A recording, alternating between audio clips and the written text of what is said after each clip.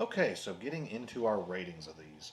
Now, typically we do out of 10, but I thought these needed a little more intricacy in these, so I Mm-hmm. actually developed a separate rating system for these movies alone. Mm-hmm. It will be a 50-point scale based on 10 points for the characters, 10 points for cinematography, 10 points for the plot, 10 for storytelling elements, and 10 just for my personal rating.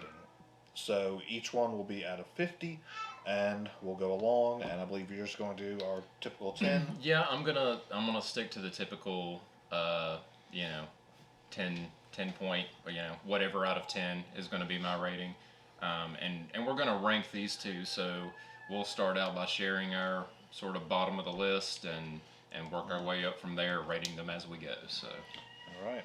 So, so I guess starting off with number 9, bottom of the list for me, and I'll say most of these probably, being that I'm rating them out of 10, I don't think any of these will go below a 7, except for maybe this one. My number 9 is Death Proof. Easily my least favorite. Wasn't hard to pick this one to be last. My whole thing here is like all the way up until the the first set of girls is killed off by Kurt Russell's character. The movie kind of ends for me there. Like I can do without the whole rest of the movie. I think once we're introduced to that new group of girls, um, I feel like the movie reaches a point where it just begins to drag. But for me, it never picks back up. I don't find the car chase at the end all that interesting. Um, I mean, I do like the part when they fight Kurt Russell at the very end. I mean, I think that's fun, for what it is, but it doesn't make it worth it for me. I can see myself rewatching this, but after, about halfway through when that first set of girls is taken out, I can turn the movie off and be fine. Like I don't care about the new set of girls. Um, I think one of them ends up being like totally pointless. Like she's only there yeah. to stay with the the the guy so they can take the car. Um, yeah, they're talking a lot about, again, like with Tarantino, one of the tropes, the characters aren't, they're not always talking about the plot, but it's usually still interesting dialogue. But with these girls, when we're riding around in them forever in a car and they're talking about their boyfriends or whatever, I just could not care any less. Yep. I'm pretty much done with the movie about halfway. So I still like it. I still find it enjoyable. It's not a terrible movie, but I could stop it right there in the middle and be done. The fact that I can say that makes that number 9 for me. And so I think I'm gonna give it. Mm, I really like the first half of the movie. I think I'll give this a 6 out of 10. Now, as for me, my number 9 as well is going to be Death Proof. Uh, Mainly for the movie's not paced well at all. And just like you, I think once it gets to the second half, I don't care. Yeah, I like Rosario Dawson's character in the second half. That's really about it. I like her as Um, an actor, but yeah, that's kind of me too. I think she's yeah, a good actor in it, but really her character is not any different than the rest. yeah, I don't care about any of the characters. I think the writing for the women in this is honestly pretty bad. Like Hmm. I've never noticed this in any other Tarantino film, but I think the writing for the women is just not good at all. The dialogue, It feels a bit unnatural in yeah, certain points. it's just I don't I don't buy it really. Um, I think all the characters are really unlikable. I don't care about any of them except for Kurt Russell. Yeah, and he's If the bad guy. yeah, if he's not on screen, I'd really lose interest. Like unless he's there, Hmm. I don't care about anything else that's going on. Right. Um, And in that second half, you don't really see him much until it gets towards the climax. yeah. And when it comes to the dialogue, there's something I noticed like in the second half. They talk a lot about the movie Vanishing Point, which I just think is a much better movie than this. I've never seen Yeah, like Vanishing Point, I'd but rather they're talking about Vanishing Point. I'd rather watch Vanishing Point. yeah, it's like And it's telling you, hey, go watch the other movie. yeah, and again, I'm not saying this is a bad movie because the first half of this I actually really do enjoy. Hmm. So one other thing that's really kind of awkward on this though is the time setting of this. You know, no other Tarantino movie has this issue really, because even his period films still feel timeless. But this movie really dates itself. Now, I know that was kind of a feel of some of the B movies, the Grindhouse movies. They somewhat dated themselves. But this movie feels like it could be in the 70s or 80s Hmm. until they pull out the cell phones and start texting each other. And Right. it's these obviously dated early 2000 phones. And I'm like, oh, this is just Yeah, and I forget, bad. even in the first half of the movie, the one girl pulls out the little flip phone to Yeah. text her boyfriend. Yeah, it's like, Yeah. this is just bad right here. So that really takes me out of it. My personal rating for the movie would be a 6. The storytelling elements very lacking. 4. The plot a 5. Cinematography, I gave it a decent 6 just because I It knew, pulls off the look. yeah, I know what it's going for. Hmm. It's going for that grindhouse B movie feel, so I gave it a little higher. Characters, I had to give a 2 because I only like one of them. Yeah. So a total of 23 for Death Proof. Out of 50. Yeah. So, my number 8, and I'm probably going to get a little bit of flack for this. I know a lot of people will put this higher, but my number 8 is Django Unchained. And again, like I was saying earlier, the negatives kind of do take away quite a bit for me. And the big one is going to be the writing. There's a little bit of a plot hole there, um, and I know people know what I'm talking about. Oh, if you've seen the movie, obviously, I'm pretty sure you know what I'm talking about. Even Tarantino, I think, has stated that, he even sees it. He understands why people find an issue with it. And the movie does its best job to try to explain itself with, how they're going to get to Candyland, how they're going to get his wife back. But we can go more in depth maybe if somebody wants to talk about it in the comments or something. But yeah, the negatives stand out quite a bit for me. Love the movie. Um, but I think I like all the others except Death Proof a little bit more. So I'm going to give Django, like, I want to say 7.5 because I don't just want to say 7 because I really do like it. Um, I, I'll give it an 8. I think I'll give Django an 8. Okay, so my number 8 is actually, you know, this is one that goes against the grain for a lot of people. Jackie Brown. That's like I said earlier. There's certain parts that just don't do it for me.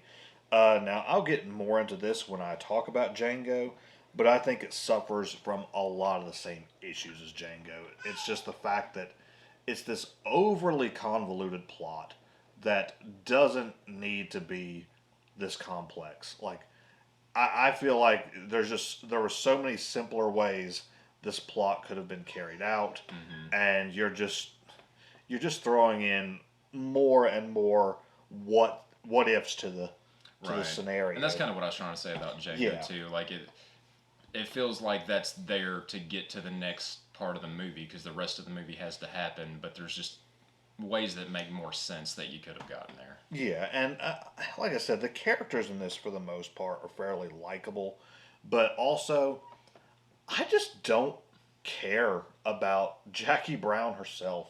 Like I don't feel for this woman. Mm-hmm. I really don't feel any pity for her. I don't like I feel she's just as bad a person as all the rest of these criminals. In fact, the only person in this that I even like as a person, I like I said earlier, I love the characters as bad as they are. I love that they are this way. But the only person I can even side with would be Michael Keaton's character. Mm-hmm. And he has a very small role in it, but he's the only one that I would even see his side of things. So I just, I think to be our protagonist, I really just don't care about her. Mm-hmm. And again, those convoluted plot issues really takes a hit for me. My personal rating, though, I still give it a 7. Mm-hmm. Storytelling elements, 7 as well. Plot, I had to give a 4 just because of that confusingness. The characters, also a 4. And cinematography, though, a 7. There was a lot of little things in there I really love about this movie, especially the cinematography.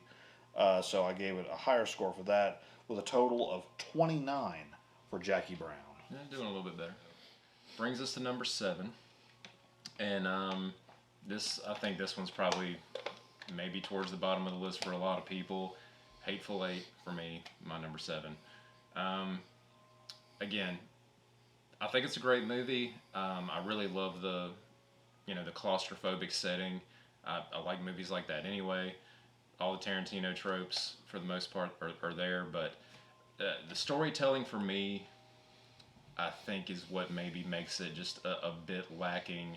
That non-linear storytelling, I feel like, doesn't work as well in this one as it does in the others. Um, there's not necessarily anything that I would call a plot hole, um, but the entire second half of the movie just almost comes maybe a bit too out of nowhere for me. Like, there's not really a lot of setup there.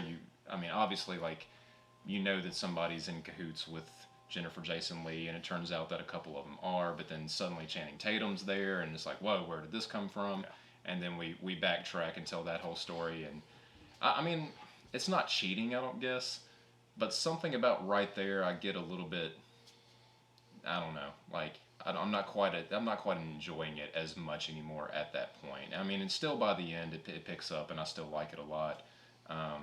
But again, like all the ones above it, a little bit better. I'll also give Hateful Eight an 8. Okay, so my number 7 is actually going to be your number 8, Django Unchained. Mm. Much like Jackie Brown, as I said, overly convoluted plot. Does not need to be this complicated. There's so much that I do love about this movie, though. But that really does take a major hit on it. And that's really one of my only complaints about it. I think it's a little not so great paced, Mm-hmm. that it also kind of throws the plot off. And, there's not really many standout storytelling elements as well. And like we mentioned earlier, just the fact that it feels like the movie should have ended Right. much sooner than it did. So for Django Unchained, my personal rating still a solid 7. Storytelling elements only a 6. 4 for the plot. Cinematography an 8 though. I think there's beautiful cinematography in this. Yeah. And the characters I give a solid 10 because I think it's a lot of these characters it's just near perfect acting. Right. So a score of 35 for Django Unchained. So I guess that takes us up to our number 6. Um, Again, might catch a little bit of flack for this one, but my number 6 is Reservoir Dogs. Um, Great movie. I mean, we said a lot of good things about it earlier. It doesn't really have any issues as a film for me. There's nothing about it that really turns me off, or not really anything that I can think of that would put it in the negative category. So I think it's a very solid movie. Um, and as a film, as a story, I think it's better than what comes below it. But I'm only going to put it at number 6 just because I don't get as much personal enjoyment out of it. Like, when I sat down to watch a Tarantino movie, I'm rarely going to put in Reservoir Dogs. I think it's great for what it is. But the 5 that come higher on this list, I'm going to be quicker to decide, if I want to watch Tarantino, I'm going to put in one of those. And as for the rating, I'll also give this one an 8. I want to say 8.5. I mean, it's a great movie. It just, for whatever reason, doesn't have a lot of rewatchability for me. I'm just rarely in the mood to really want to see it. Now, my number 6 will actually be Kill Bill. And again, we're counting this as one movie, and that's why it does take such a hit for me, is because of part one. Part two is so well paced. I never lose interest in it. The characters are amazing. If it was separate, I would, like I said, I'd have part two probably in my top three for Tarantino films. But part one really brings it down the list for me. I just think there's so much filler material in there. Like the entire sequence dealing with Lucy Liu's character. Mm-hmm. Why is her character story so long? Like Yeah. everyone else's is much shorter. Why is hers taking up half this movie? Yeah. And I think Lucy Liu's character is great in it. She's very terrifying in this, Mm-hmm. but again, it's just kind of one of them. It really brings it down. The first part's just not well paced at all, so it really does take that hit because of part one, but not by much. Personal rating, I'm still giving it a solid 7. Storytelling elements, 7. The plot, a 7. Great plot. Again, just that first part kind of brings it down a little. Cinematography, it's still great, but I am not giving it as high as some of these others, a 7, because a lot of it's indoor stuff. It's just it Mm-hmm. is what it is. Now I still think some of the camera work is amazing for these Right. fights, but I prefer a little more scenery, I guess. Mm-hmm. And the characters, a 10. Almost every character in this I absolutely love. So final score for Kill Bill of 38. It's doing pretty good. And I'm realizing now I probably should have adopted your system for this because all my ratings are just kind of the same number, it seems like. Or right there around the same 2 or 3 numbers. But getting into our number 5, my number 5 is Kill Bill. And I'm putting it as low as I am for the same reasons that he stated, part 1, but I'm putting it higher than the others. It's about midway on the list. I'm putting it high because of number 2. I think part 2 is a great movie, and I can concur. If we were counting them as individual movies, I would have Kill Bill 2 quite a bit higher on the list, actually. Probably in the top 3. But since we got to judge them as one, it's coming in at number 5 for me. And as far as ratings, I mean, I know I said I wanted to give Reservoir Dogs an 8.5. But yeah, I mean, this is somewhere around an 8.5 for me. I'll put it right there. I'll give it the same thing again, because it's got a lot of rewatchability. I'll go back and I'll rewatch them. I'll rewatch both of them together. But it's just getting through part 1, knowing that I'm just looking forward to part 2. That's it makes it sort of middle of the road. Okay, so my number 5, right down the middle of this, I'm going to put Hateful Eight. I know that's a lot higher than many people want to put it, but again, I absolutely love this movie. The only reason it does take some hits for me is the plot. I feel doesn't move quite as smoothly as it should. Where I compare this movie a lot to Reservoir Dogs because in a way, it's the same movie. It's the same plot in a different setting, but I think Reservoir Dogs does it much better. And that so it takes a little bit on that, and the characters for the most part I love almost all the characters except for as you said once it goes into the second part of this, like when Channing Tatum comes up. Mm-hmm. Like I'm like, who is this guy? I don't care about him. Like, what? Yeah, like he's kind of that's kind of what I meant. Like he's just he's just suddenly important, and now we get all this stuff that happened before, and I'm just kind of taken out of it. Yeah, it's no longer Hateful Eight anymore. Like this random guy comes in like, okay, who? What am I supposed to care about him now? Yeah, like suddenly there's this whole gang that's involved now. And Yeah, so that's just kind of a small nitpick for me though. yeah, and it's a nitpick for me too, but it's something that kind of takes me out of it a little bit. So my personal rating for Hateful Eight, also getting a 7. Storytelling elements, definitely 8 because there's just those little plot moving devices that I love about this. The plot though, again a 7, just because it is kind of very slow burn and it doesn't really go as smoothly as I feel it should. Cinematography, solid 10. Beautiful cinematography, and I cannot say that enough. Characters, I'll give an 8 to, because like I said, really the only one I don't really care about is Channing Tatum's character, and then the stagecoach driver, just really not a character at all. He's just kind of there. Yeah. So a 40 for Hateful Eight. All right, and this will kind of be like the last little shock of this review because from number 3 up, we have the exact same list. So we can just kind of we don't need to bounce back and forth anymore. But I like this movie a lot more than you. My number 4 is Jackie Brown. I put Jackie Brown high. Um, I just really like watching this movie. I like the characters. I like seeing the story unfold. It is like kind of a confusing plot, and I'll admit I had to watch it a few times to really digest it and like make sense out of it in my head because you really have to pay attention to the details and all of the dialogue and stuff. But I can make enough sense out of it that it doesn't throw me off. It doesn't really bother me.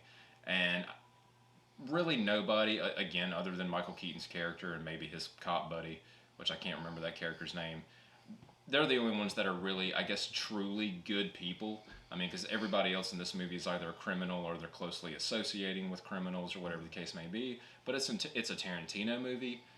I'm fine with that. It's a step below the 3 that I'm going to put above this. But I actually like to go back and rewatch Jackie Brown every once in a while. So I can't really find a lot wrong with it. So it's my number 4. And I'm gonna give it I guess I'll give it a 9. Maybe I almost don't want to give it. It's somewhere between 8 and 9. 8.5. I'm like 4 movies straight in a row that I've said 8.5. But I really should have went with your system. This is where the list gets really hard for me, and I kind of just counted on my actual rating system here to help me. But number 4, I'm going to give to Reservoir Dogs. Like I said, Pulp Fiction was my introduction to Tarantino, but Reservoir Dogs is actually what made me the Tarantino fan because, Pulp Fiction, we'll get into shortly, has a much better story, plot, and, it is a better movie. But when I saw what he could do with such a simple premise of Reservoir Dogs, that it's about a diamond heist that's never seen. Mm-hmm. All we see them in is this warehouse, and they're telling the story of it, and that's the movie right here. And I love that he was able to do that. Really, the only thing that takes a hit for me in this movie that's not any higher is the cinematography, for one.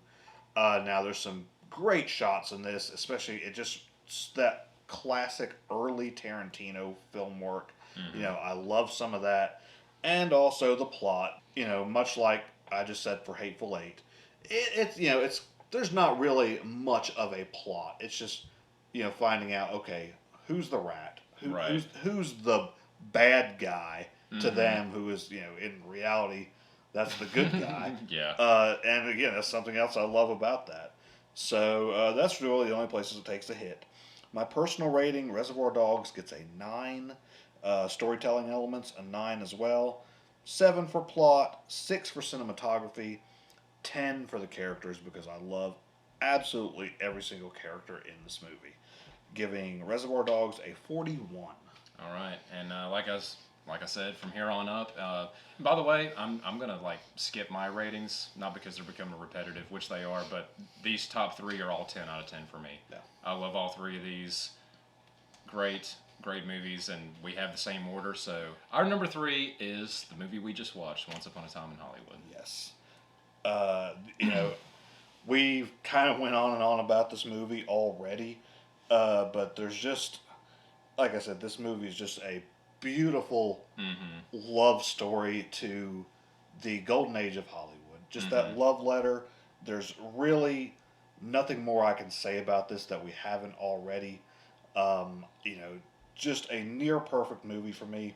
The only thing I even knocked points off again was the plot, because there really is no plot, but it's still a beautiful story. That's my thing. I don't care that there's not much of a plot. I mean, typically I would bash a movie for something like that mm-hmm. if I don't feel like I have a reason to care.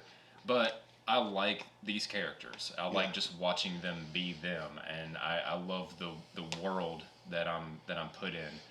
And and I've heard a lot of other movie reviewers on YouTube put this one pretty low in their rankings, and I guess I get it, but for me personally, and for him too, we just love watching this movie. It's a blast to watch. I could sit down and turn this on, and I'll sit through the entire 3 hour runtime, like probably anytime. Yeah, I just watched this movie 2 weeks ago, and here I watched it again tonight, just because I love this movie that much. The rewatchability, just because in terms of our personal enjoyment of it, just it has to go that high for us. So for me, my personal rating, definitely 10 out of 10. Storytelling elements, a 9, 7 for plot, 10 for cinematography, 10 for the characters, giving Once Upon a Time in Hollywood a 46 out of 50 for me. That's pretty close. So that brings us down to the big reveal. Because when we say number 2, you're going to know what number 1 is. So our number 2 is Inglourious Basterds. Yeah. And I can say for myself, this one is so close to being number 1 that depending on when you ask me, I might say that this is my number 1. Yeah, and I have put it as my number 1 before. I have before. And people have asked me what to rank my Tarantinos, and I have put this at number 1 before. It's that close. But after, going through all these rewatches, it's one of those days where I gotta put the other one a little bit more up there. But so it's we said all this before, just perfect characters and actors in this whole plot sequence. You don't really know where it's going. In your head, you feel like, well, the mission's probably going to have to fail because obviously they didn't kill Hitler. Right. And hey, look what happens. We're in a Tarantino movie now. Yeah, the only thing that really loses any points for me on this is the cinematography. And that's just a hard thing to say because I love the camera work in this. But again, a lot of it's just indoors. Mm-hmm. It's a lot of conversation. It's a very heavily dialogue-driven movie, so there's not a lot of extra effort for the scenery. Mm-hmm. So that's the only thing I knocked any really points off for. Personal rating, a 10. 10 for storytelling elements, 9 for the plot, 8 for the cinematography, 10 for the characters, giving Inglourious Basterds a 47 for me. Yeah, and my only real nitpick, now naturally this is a 10 out of 10 for me, but if I had to find one thing wrong with it, is, and if you've seen the movie, maybe you've thought this, in the Operation Kino chapter, when they're all sitting in the bar, pretending to be Nazis, why wouldn't the other Nazis recognize Hugo Stiglitz? Yeah, because he was very well known amongst them. Yeah, and we know we even see him in newspapers. They have his face. And the one who finds them out is one of the ones who was beating him. Yeah, and these are high-ranking officers too, or at least one of them is. Yeah. So the fact that they wouldn't automatically pick him out is a little bit. I guess you got to say plot hole, but I don't even care. I love the movie enough that I'm not going to harp on that. And obviously, our number 1 goes to Pulp Fiction. Right. Now, I've said multiple times tonight that while Reservoir Dogs is the movie that made me a Tarantino fan, this is the movie that introduced me to Tarantino. And going back rewatching these, I thought, okay, Pulp Fiction might be moving down the list for me just because I'm gonna really study all the rest of these. I thought maybe I was just looking at it through nostalgia goggles.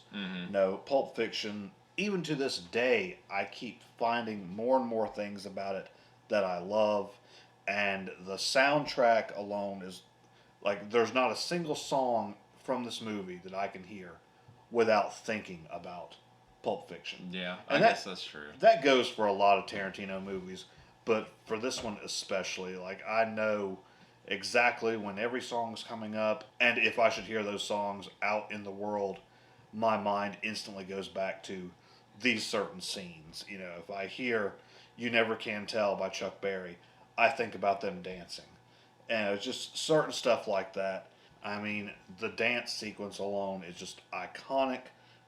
All these quotable characters, you love these characters, and some of these actors, you really even can't see them without thinking about their characters from this movie.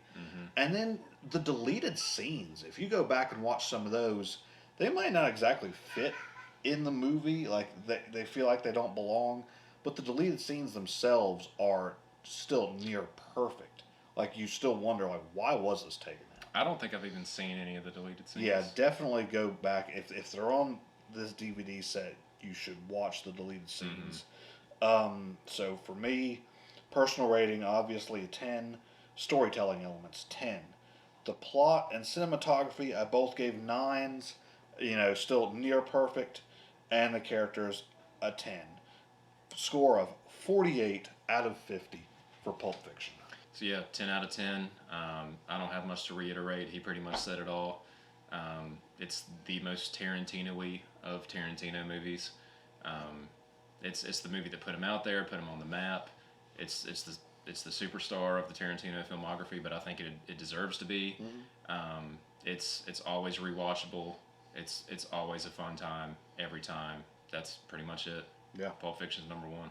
Yeah, like I said, there's nothing more we can really say on it that we didn't say earlier.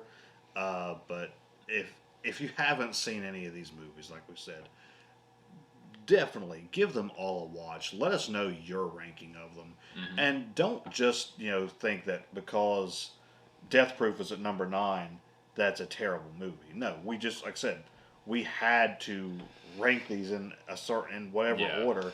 But even the worst Tarantino movie is better than a lot of other directors' films. Yeah, I've always said that. Yeah, I mean, you're not going to go wrong with Tarantino anyway. Yeah. But Death Proof's number 9 because it sucks.